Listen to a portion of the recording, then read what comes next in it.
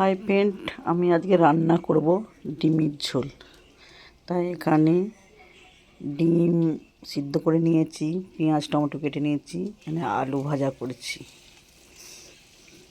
আলুটা একটু ভালো করে ভাজা ভাজা হয়ে গেলে ওকে নামিয়ে নিয়েছি। আলুটা ভাজা হয়ে যাওয়ার পর আমি ডিমটা ভালোভাবে ভেজে নিচ্ছি।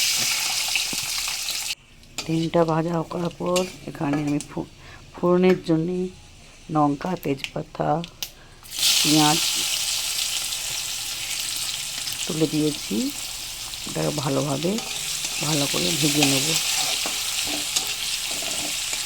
ভালো করে লাল লাল করে ভেজে নেব। লাল লাল করে ভেজে নেওয়ার পর এখানে আমি আদা রসুন বাটা দিয়ে দেবো। আদা রসুন বাটা দিয়ে একটু ভালোভাবে ভেজে নেব।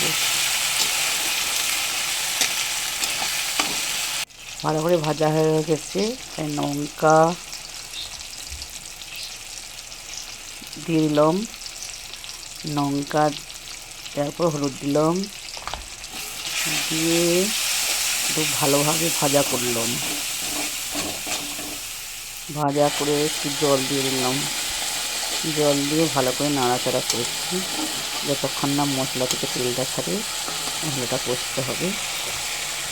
মশলা থেকে তেল ছেড়ে দেখো, এরপর একটা আলু দিয়ে দিচ্ছি। আলু দেওয়ার পর ভালোভাবে নাড়াচাড়া করে করছি।